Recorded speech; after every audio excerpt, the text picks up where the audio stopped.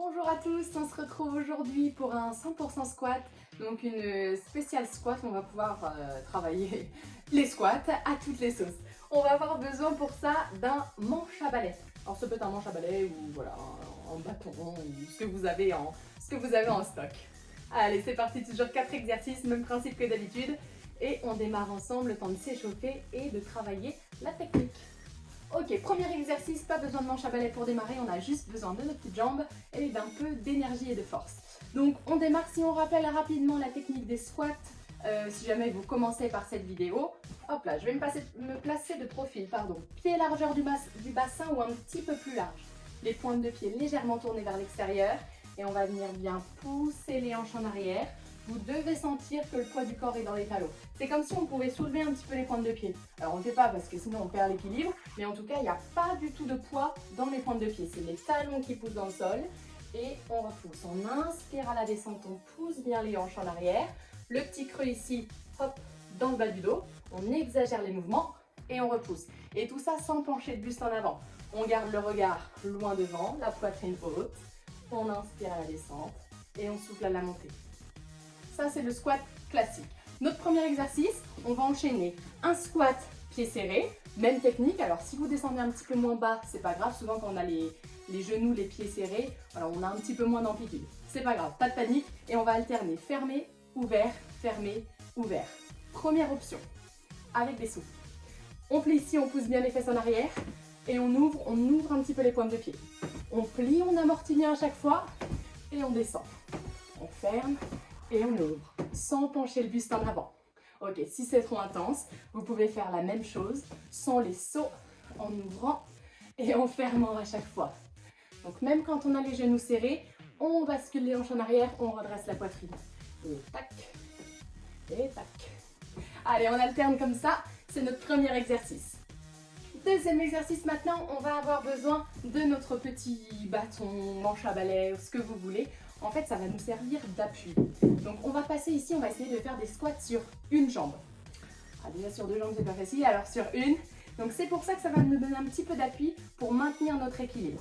On démarre avec la jambe que vous voulez et on va venir tendre une jambe devant et garder le poids du corps sur une seule jambe. Donc là, même principe. La jambe qui est au sol, c'est le talon qui va appuyer, qui va prendre le poids du corps. On inspire à la descente, on pousse les fesses en arrière et on repousse. N'allez pas chercher trop bas pour l'instant. On garde la bonne technique, on laisse descendre. Si jamais vous n'avez pas besoin de bâton ou si vous allez juste en bas, très bien, ne changez rien. Voilà, on garde la poitrine haute et on bascule bien les fesses. Pas de genoux. Alors, ce qu'il faut éviter ici, c'est les genoux qui avancent. Même ici, les genoux qui avancent. Non, au contraire. Hop là, on va chercher en arrière.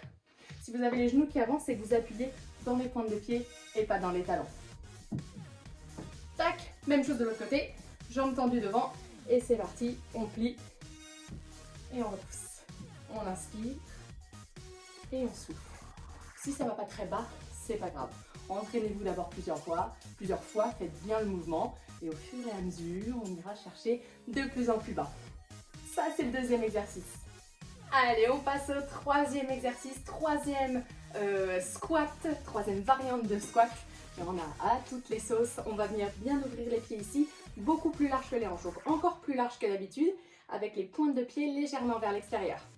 On prend une belle position de squat en poussant les fesses en arrière, en redressant la poitrine et en gardant bien les genoux ouverts de chaque côté.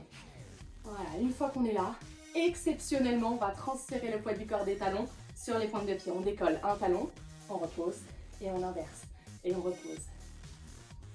Ok, à chaque fois qu'on repose, on replace le poids du corps sur les talons derrière. On décolle, on repose et ainsi de suite sans remonter sur les jambes et sans relâcher ici le bas du dos. Hop là, on reste bien en arrière. Voilà.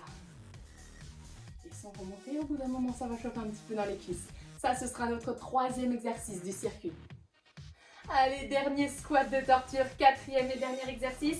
On va retrouver notre manche à balai, squat classique et on ajoute un petit peu de mobilité au niveau des épaules. Donc, overhead squat. Bien compliqué, mais réalisation, ça va aller.